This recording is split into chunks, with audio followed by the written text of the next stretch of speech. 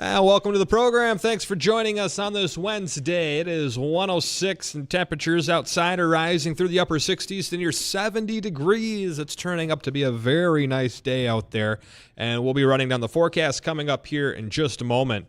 Numbers of the program, if you want to be a part of our conversation, have some fun, ask some questions, the Red Wing shoe line is always available for you. 701-293-9000 is that phone number to the studio, as well as email to the program, weatherorag@flagfamily.com, and comment boxes there available all the time where we live stream each and every day on Facebook and YouTube Live. Bridgette, Dean, how are you doing on this beautiful blue-skied sunny afternoon? It is a nice one out there, isn't it? Indeed it is. Oh, it's very nice, and I'm out here. I'm actually just across the border in Manitoba, and it is lovely. Sunshine. It's not raining. Very little wind, and I would say that it is very much just a pleasant day. A lot of people here at this event. What are you up there in Manitoba for? I am here with Gen Ag. They are an equipment dealer, and they have me here speaking about farm stress and rural mental health. And so I've already spoken once this morning. I'll be back on the agenda this afternoon for round 2, you might say. And it's been a really great day. Aside from the fact that I had a little logistical trouble trying to get logged in so I could have some video today, but if there's a way I can actually get my video to work, I'll join you guys that way as soon as possible. Either or. It all works out the same, Bridgette. Exactly. Hey, we get an update on our corn that we're growing. I saw a few photos that were taken the other day before our downpour of rain that hit a couple of nights ago. What's the corn looking like? We got any water out in our field? I know a lot of folks do, and I've seen some death from standing water in fields from past events, plus what's fallen already. What are we looking like out there, Bridgette? Believe it or not, we actually are in a great situation at this point where we do not have much for water on the field. Things are in great shape. We also see that our field is going to certainly be way past knee-high by the 4th of July. You and I and Dean were trading some text messages just a little bit ago. We're going to be back out on the field tomorrow. We want to give you a snapshot of how big the corn is, how fast it's growing. And so hopefully one of the little tricks that we can do is we're going to try to get someone to run over there today and spray paint one of the stalks, the leaves and so forth. And then tomorrow, when we go back to the field, look at how much that plant has grown in just a 24-hour period. Okay. I was going to say, what's the purpose of spray painting the corn? I feel like we'd be killing it at that point. Well, in one instance, that leaf growth is certainly going to be covered up and a lot harder to respirate. It's a sacrifice we're willing to make, though. Right. On one plant, in order for us to see what our growth is doing, that's going to be worth our time.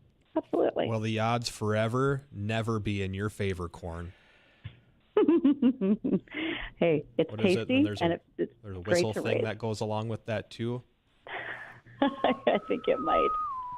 Something like that. Hey, oh, yeah, you just got it? Yeah, you did. Good job, Dean. All right. Justin, I have an answer to your ground hornets question. We maybe have to get to that after the weather, but I did get an entomologist to help me out after your question yesterday. Did you really? Well, we're kind of on a roll. Why don't we just keep going? What do you got for me? Okay, so first of all, you called it a ground hornet, and there can be some layman's terms versus what are the more technical entomologist terms that we would find. Oh, yeah. Beeth, they buzzeth, right? Well, this is our friend Patty Persifka. She's an entomologist here in the Red River Valley, and she said if you're talking about like a yellow jacket, you should know that the queen overwinters and the rest of the colony dies. But she survives in a protective place that usually doesn't get too cold, like maybe leaf litter or in bark or sometimes even in a structure in the spring.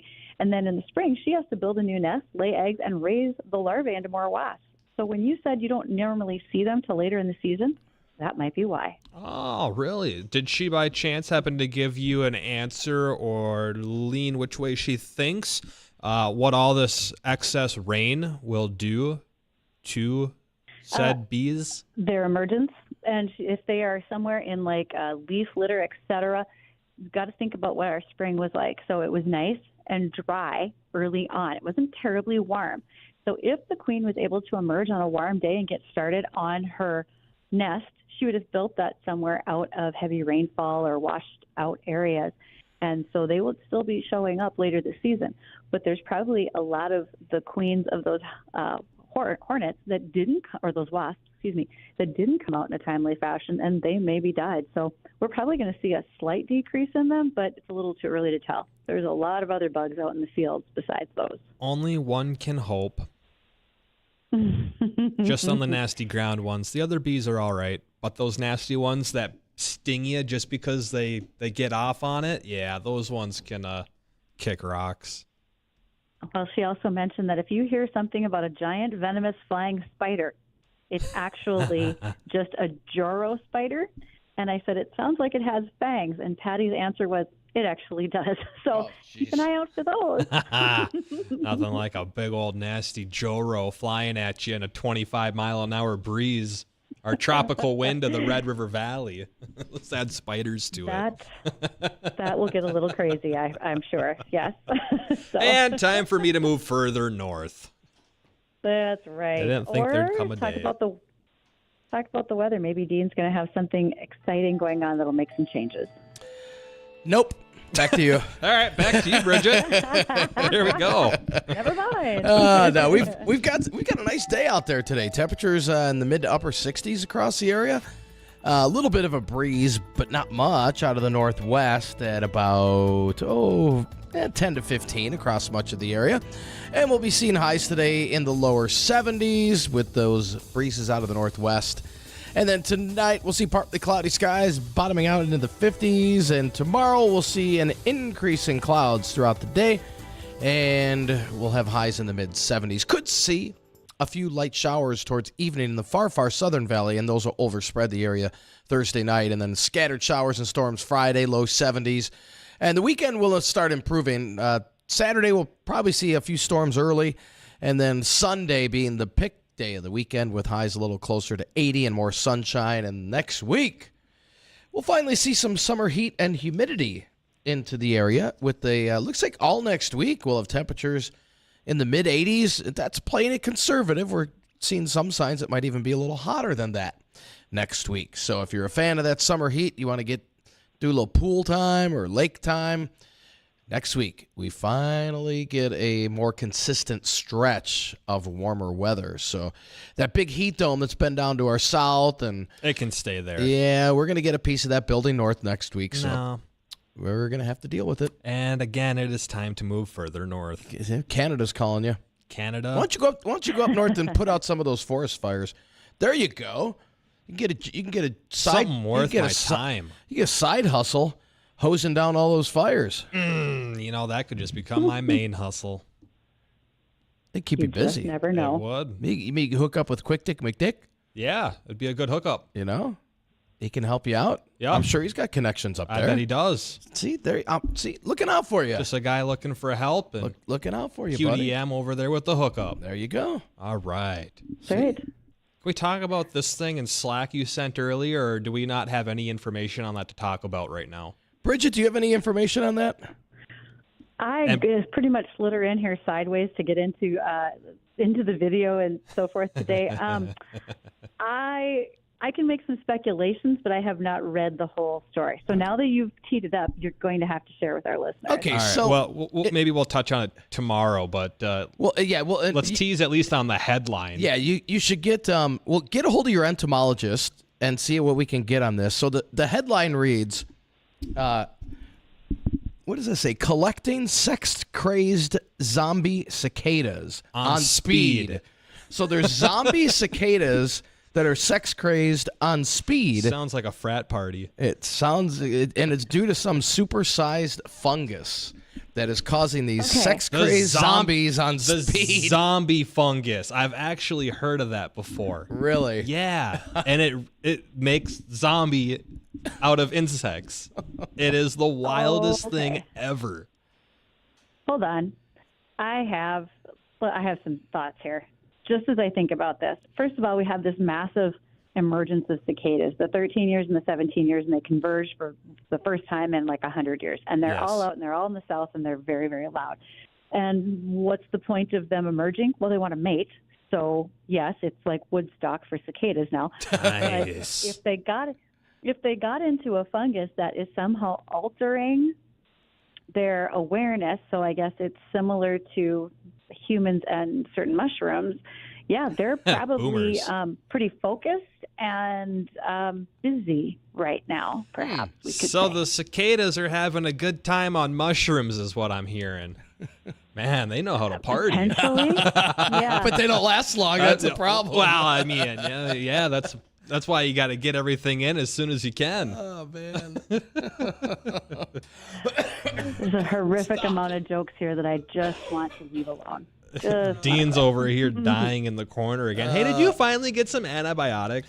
Well, I went in for an emergency surgery yesterday. Jesus. Went into the emergency what'd they clinic. take out? Well, they cut open my one part of my lung and drained it because Really? there was so much junk in there.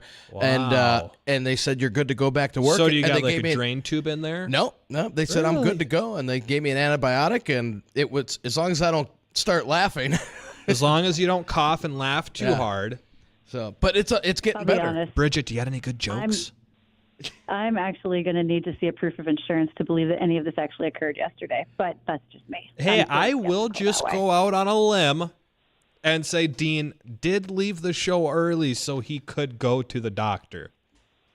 He did indeed. I do recall seeing that. And yes. he gave me the emergency surgery, and everything's good now. You know, Dean, I'm really glad to hear that. Make sure you wash the scar. I'd hate for some of this zombie fungus to get in there. I don't know. It could be a good time. It Yeah, sounds you know, like. it probably would be a good time for someone. Yeah. For everybody else, I All don't know. right. We got a Goodness. guest coming up here, don't we, Bridget? Please tell me yes. Thank God. Okay. Michael Frank is going to join us. He is the farm manager, lead agronomist, whichever title you'd like to use, for the AGCO PTI farm near Castleton. What is that? Well, we seem to be in a world of acronyms, especially this week, considering we had quite the acronyms with our guest yesterday. And so we're going to have Michael join us. He's going to explain what's the PTI farm, what does it have to do with Grand Farm, what's going on at Castleton, and so much more. So stay tuned. We will do that right after this.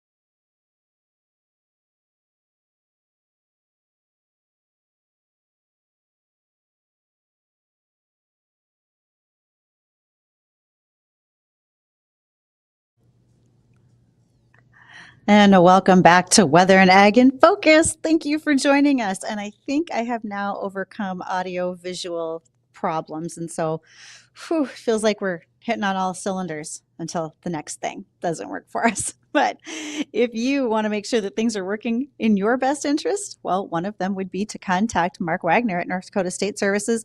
Mark is one of our sponsors for Here We Grow. So if we decide that Justin and I want to pass along our shares in the corn as a farm transition, we can do that right off to Dean, and Mark can help us. It's just the same as he can help you and your family with all the things going on in your world.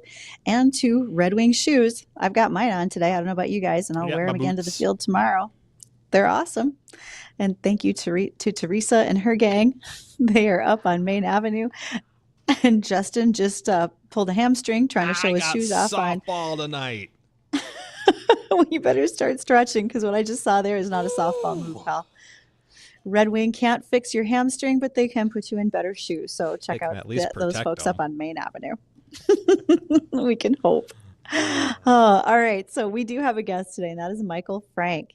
And Michael, I probably should have double checked. I just sort of made up your title, but I think you're either lead agronomist or farm manager for the PTI farm over by Castleton. Did I get close? You got close, Bridgette. No worries. I've been called a lot worse, so I'll give you the credit for it. You too? So. Okay, so let's back up just a smidge here. Michael Frank, who are you? And I don't think that's a Richland County accent on you. So what are you doing in North Dakota these days? Yeah, so I am the lead agronomist for PTI North Dakota. It is a brand new R&D research and demonstration farm that is powered by AGCO and precision planting. So I lead a small team up here. So yeah, I am not originally from North Dakota. Actually, this will be state number 5 in 10 years for me. I've spent the last 10 years roaming the country doing plot research from Hawaii to the East Coast and the Mexico border all the way up into north central Iowa and Idaho. So furthest north I've ever been, and I'm loving it so far. What kind of research are you doing when you're bouncing around between all these different states? Yeah, so I worked with Monsanto and Bayer Crop Science the past several years, and so anything from new crop technologies, traits, chemistry, weed research, you have it. Okay, we have a lot of field planting conditions and so forth, but first and foremost, Justin, Michael, when we are talking about what's going on out by Castleton, most folks hear about the Grand Farm and think that you're part of it. So help us understand what's the Grand Farm versus what's you at the PTI farm, so we can talk about what's going on your fields. Yeah, so it's definitely been a challenge this spring to understand the difference. So the way it works is we actually lease half of the Grand Farm acreage and a good chunk of their brand new building out here just west of Castleton. Where we focus differently, the Grand Farm they're doing their best to help those innovators in agricultural technology and the ag space get a footing and understanding to help them make potential future products for farmers to use. What we focus on is further down the road, and what I mean is we focus on precision technology, agricultural methodology, agronomy, and things that farmers could do today. So if you can buy it off a dealer lot or buy it from some type of agricultural realtor, we'll have it on the farm. And the way we do this is we do it as full-scale equipment. So we have full-size air seeders, planters, sprayers, what have you. And the best part about that is that it's very relatable to what growers will see in the field at their scale, right? Where Grand Farm is doing that small, say, microplot type testing very early on in the technology pipeline. We are at whenever a farmer's trying to make that decision at his gate, hey, should I be adopting this technology? Is this something that's going to help me? Is it going to return an ROI? That's what we're here for, is we're wanting to do that research. We're wanting to show them. We'll be creating that documentation here this winter and the fall. We'll be talking about it more, about some of the protocols and things we did that are specific to this area, help with the Ag Mafia team and others for our other partners for coming up with, important protocols and things that can relate to growers in the area. And Michael, is there any difference in how corn is raised up here as opposed to other states that you've been to? A little different. I mean, we're not planting in February, so that's kind of a change. You could try. And we're not harvesting in late July, so I mean it's a little different. It is cool. I have heard knee-high on 4th of July throughout the country before, so yeah, it's a little different, and that's that's been the funnest part of my career, is where agronomy and regional culture meet, and understanding the crops and the people. It's a lot of fun. It's very interesting to learn a lot of good things, and you bring that to the next place, and you learn from there, and you even teach from there. So, how much rain have you had out at the PTI farm? And by the way, did you say what does PTI stand for? Because as I was making some notes here, we probably want to make sure that we designate PTI versus Grand Farm again, just so people hear that designation. Yeah, so PTI stands for Precision Technology Institute. And like I said, we're powered by AGCO and Precision Planting. We have another Precision Technology Institute that people may know a little better down in Pontiac, Illinois. Our farm will be a little bit different. We'll be focused on crops and methodology in this region, where the Pontiac farm will focus more down in the I-states. Okay. So about that research, by the way, is it all okay? So let me get back up. You've had plenty of rain. How much rain have you had? And what are your planting conditions like right now? I mean, I got to see the farm last week. Any improvement? Well, we're still wet. We're getting there. We're trying to get our crops in, and it looks like we're staying at pace with the growers in the region. We're hoping to see a couple dry days and a little less rain coming into the weekend. Not sure we'll have it or not yet, but our small grains look good. Our corn is emerging coming up. We're taking emergence notes now, so we're a little behind the 8 ball on that. I think we've had somewhere in the range of a foot to 16 inches since late April. We got another inch of rain, last night. So it's been wet. Holy crow.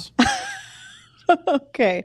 All right. So, Michael, there's some other questions. I mean, if you're with AGCO, et cetera, I'm going to want to know some things like, are you really focused on agronomy research or on equipment research and so much more? And we'll do that when we return. It is 1:30 in the afternoon. We're at the bottom of the hour, and we'll have more questions to ask of Michael Frank. Again, he is with the AGCO PTI farm out by Castleton, and we'll do that in just a little bit. So stay tuned.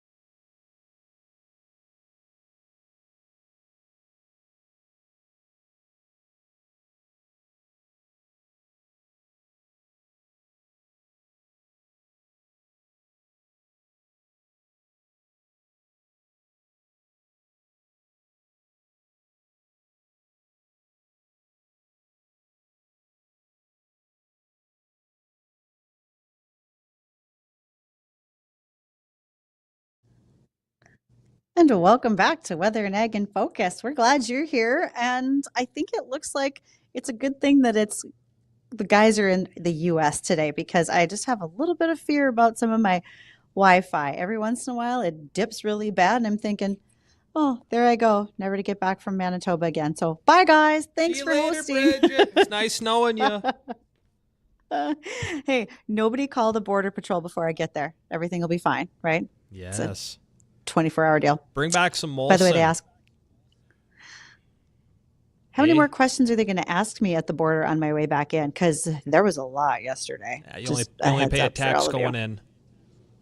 Okay, good to know. Now I get all my legal advice from Justin Storm. I so appreciate that. Okay, so speaking of advice, we are talking today with Michael Frank. He is with the AGCO PTI farm out by Castleton, which again, for those of you who know the Grand Farm name, this is separate. This is research being done by a completely different entity, but yet on some of the same acres. And so when I say that, Michael, how big are the fields that you're on when you're doing this? Is this, sometimes you hear small plot research where they're only doing work on maybe an acre or half acre. What are you working with to make it applicable to what our farmers do every day?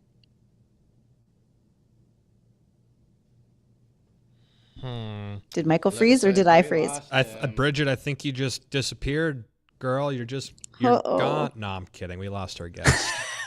I think he's back though. It looks like he's moving around All again. right. Can you guys hear me? We can hear you. Yep. How's that? You're back? All right. All good. Okay. Where did you leave off or disconnect during Bridgette's question, if you even heard any of it at all? Something about tax entering the border and yeah, we're back on the beer Bridget, conversation back. now. I think Bridgette was wondering what the size of the fields are that you're doing research on. Mm-hmm.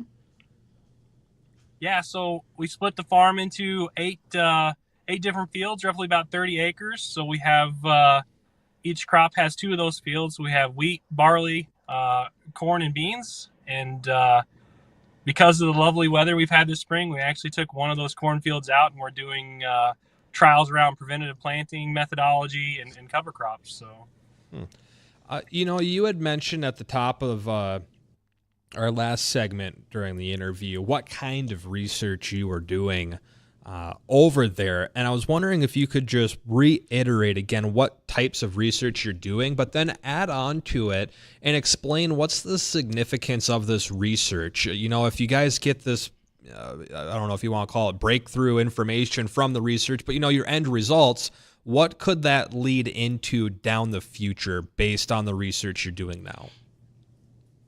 Yeah, so ultimately, our research is cornerstoned and farmers first. Some of the research we're doing, different planting dynamics, speed, population, depth with different types of equipment, different tillage, different pre-emergent herbicides and fertilizers, things like that. The whole goal of it is to help growers in the region see past the brochure, right? I think they're slammed every day with a new piece of equipment that offers, X, Y, Z in returns. We want to do that research for them and partner up with them and partners in the region and show them what it can actually do and how it could influence their ROI at the end of the season. Well, it's got to be applicable to what's going on for every farmer. And that's why some of the things that you're doing right now are not just small plots like half acres or acres. And also, when you said preventive plant, there's probably going to be a little bit of it in your neighborhood. And do you want to preview any of the things that you are doing out there? Because maybe you're going to pique the interest of some farmers who maybe want to get involved and see what's happening out there later this summer. Yeah, some of the things we're going to be doing, we'll start having some field days and tours like that. We also have we'll have a ride and drive where our visitors can actually hop in a piece of equipment themselves. The way the farm is designed, we're completely colorblind. Like I said, we're powered by AGCO and Precision Technology, which is a retrofit company where we can put this technology on any type of system, and it's we're looking for solutions for the season. So we'll have that, and then we'll have tours of all of our research trials. You can hop on a tour wagon. We'll go out there and show you. I think we're going to try some 15-inch wheat here in the next couple of days just to see what happens. We've got closing wheel trials, whether or not you did a VT, to try and break up your soil crust before you snuck in the rest of your corn and beans this year. We'll have 5 different closing wheels. So, we had the opportunity to change out closing wheels 5 different times on a 16-row planter, which is quite the fun experience for some of my interns. So, it's just some of the snapshots of the few things we're doing. Hey, Michael, out of all the states you've been to, you said you've been to what, 10 states? Is that correct? 5 states in 10 years. 5 states in 10 years. Out of all the research that you've done over the last 10 years, what's the biggest breakthrough you've seen, or the biggest breakthrough you've seen that might be coming down the road? Oh, wow. The biggest breakthrough I've seen, I actually got to be a part of some of the Extend trials early on before it was in the market, and that was a lot of fun to be a part of in the ASGRO world. Things to come, seeing a lot of, technology companies begin to enter the ag space. The ag space is, I wouldn't say we've operated under the same equipment for the last, at least 30 something years, where we're broadcasting the same rate across wide acres. But we're starting to see technology companies come in and offer, that precision. We're looking less at, by the acre and almost by the plant now, which is, I think, going to maximize our yields and reduce a lot of inputs. So I'm excited about a lot of that precision applied technologies coming out, whether it's in the fertility space or the see and spray space, or even just some of the new mechanics and robotics and things that are coming to agriculture here in the near future. Okay. You said several things there, though, that not everybody who's listening will understand what they are. And one of them was, you said the Extend trials. So, I know what that is, but I'm going to need you to explain what's Extend when we talk about it in agriculture. And then you just mentioned the see and spray. And that's the second one you're probably going to want to explain to folks so that they have an ability to follow along with all of the terms we use. Yeah, so I got to have the privilege of helping to open up a new soybean breeding site for Monsanto way back when Extend beans or dicamba resistant beans were still in the early stages. So I got to see them from some of the early stage development and trials onto launch, which was pretty cool to be a part of a new trait and not necessarily new chemistry, but a new application of that chemistry. I think not a lot of people get to see that because of the time it takes to do those sorts of things. See and spray, I think there's quite a few companies that have different types of that methodology. We're actually testing a version of it here with one of our partners this summer. But it's the ability to drastically reduce the amount of chemistry you're using on your field by actively identifying and spraying specific portions of the ground, or whether it's a weed or just an area, versus just doing a full broadcast spray. I think there's a lot of opportunity there. I think there's a lot of opportunity to help to manage some of our resistance there as well. So, Michael, one of the things that you had mentioned was making sure that there's going to be upcoming ride and drives and all that type of stuff. Do you have dates for events, and who is going to be invited to them? Those types of things. What are people actually going to be seeing when they come out to view the farm? So we started off this year very ambitious, and Mother Nature taught us quite the lesson. We were hoping to have a lot of strategy and get some field days lined up. Unfortunately, we're still just trying to get the trials in the ground. We think the data that we're going to collect and share with growers is our priority number one. So we're focusing on that. We'll see what happens come maybe August into July, if we can open up for a couple days, maybe have some growers. I know we'll have some partner days where regional partners in the area, whether it's in the equipment side, chemistry, seed, what have you, that's helped us get started. We're going to have them out here and show them what we're all about, and hopefully gain even more support from them so we could do even more impactful projects in the future. Next year is going to be big field days. Okay, and that's important for people to know when and where they're going to be able to start looking at these things and taking a peek at them. And when you think ahead to next year, are you going to be doing some crop rotations, much similar to what our farmers are doing on their full-scale operations? Yeah, absolutely. Yeah, we've had some help doing some long-term planning with the farming. this year we have wheat and barley and corn and beans and some cover crops. Next year we're going to hopefully include some sugar beets, possibly some sunflowers, and continue to rotate crops through there. We don't have any current plans to add any other crops other than those I mentioned, but we'll see what the future brings. The biggest fact about the farm is we want to be doing things that mean something to the growers in the area. Okay, so every other farmer I know has a wish list of things that they would like to do for their fields. Maybe it has to do with planting trees, drain tile, ditching, etc. If you got your perfect wish and budget was unlimited, what would you want to change about your fields where you're at? Just like any other farmer, what's your wish list? I think certainly some water management would be on that list after this spring. Maybe even changing it up and making it to where we can do some different types of water management. The farm sits in some heavy ground, so I think there's a lot of different options growers are faced with, and it would be great to be able to test some of those out. Definitely have a wide array of equipment, and maybe even expand the farm. Honestly, if I had an unlimited budget, I would try to take another half section somewhere and see what else I can add, because there's definitely never-ending list of ideas and suggestions for protocols. Michael, of the 5 states that you farmed in and over the last 10 years, what's been your most favorite crop to grow and why? Was probably not a lot of folks on this call, but cotton is definitely one of my favorite. When I was managing those trials, it was 100% conventional cotton. And so it was the most intense form of agronomy I think I was exposed to, where, the Texas saying is the first 6 weeks you can't keep cotton alive, the last 6 weeks you can't kill it. And that is absolutely true. It's a challenging crop. It's different by region. Cotton's got probably 4 distinct growing regions in North America. And so in each region's different. I grew it in Texas and a little bit Mississippi, and then over in the Carolinas as well, and just completely different growing environments. So it was a lot of fun. Sounds like it. Well, can you bring cotton here? I mean, I know cotton's a perennial. I know we have a shorter growing season, but are you willing to give it a try? I mean, I could probably plant it and make a nice house plant for somebody, maybe. But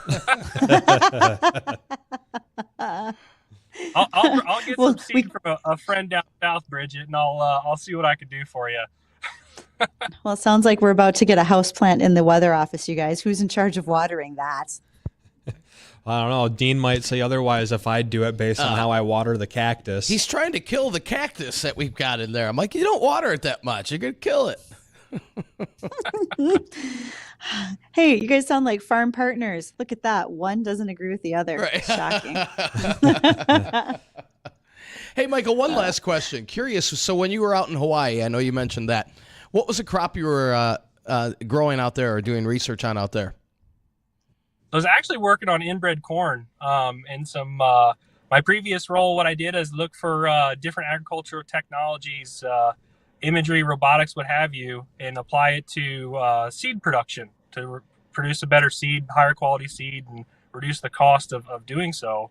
And so we were over there creating some new methodologies for seed corn production. So, Interesting. Okay. You said inbred corn, and I saw Justin give Dean quite the look. Do you want to explain what that is? Because right now people are a little concerned about the inbred and why we hear banjo. Hey, we don't judge. We don't ask questions, Bridgette. Just smile and nod. Yeah, inbred corn. Two to breeding, but take 2 inbreds, make a hybrid. So every hybrid seed bag that you see, that was produced by crossing 2 inbreds the season prior. And it's quite an operation. If you guys ever have a chance, you should look into it. It's a lot of effort that goes on, I would say thousands and thousands of acres across the Midwest by several different, many different companies. So it's pretty wild undertaking. Once again, the banjos are playing. So I mean, Dean started out wanting to know something about the sex crazed cicadas, and this just rolls right on down that hill. So there we go. Oh no, the cicadas are inbreeding. Oh no. Oh, terrible. Well, Michael, thank you so much.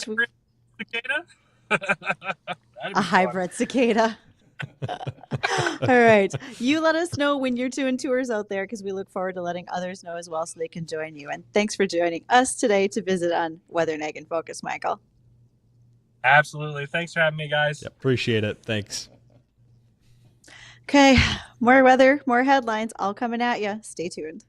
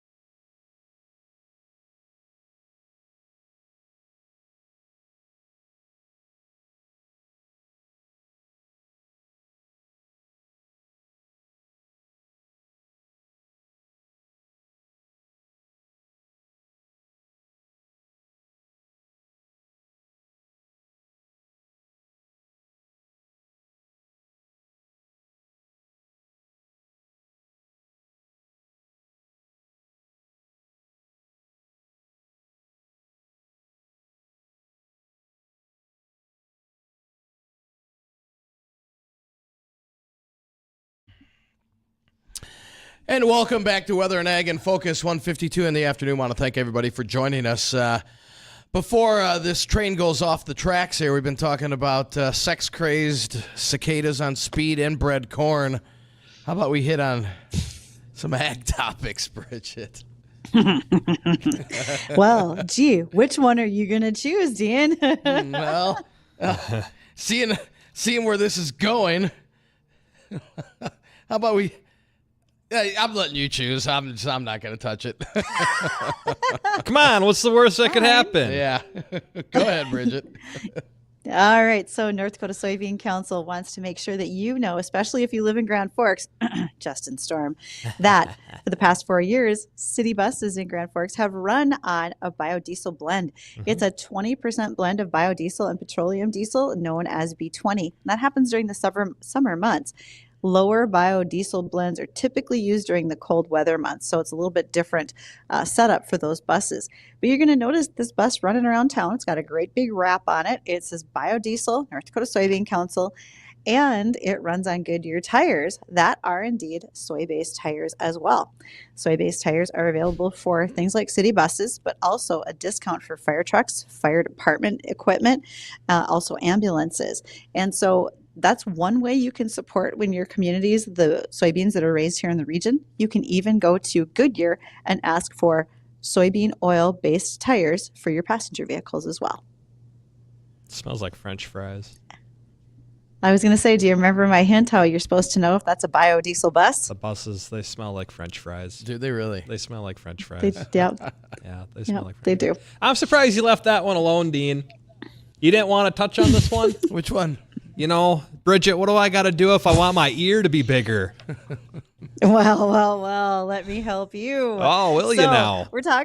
We're talking about corn ear size, and our corn right now is already determining how big it's going to be. Yes. So we're at about that stage where our ear size is starting its development.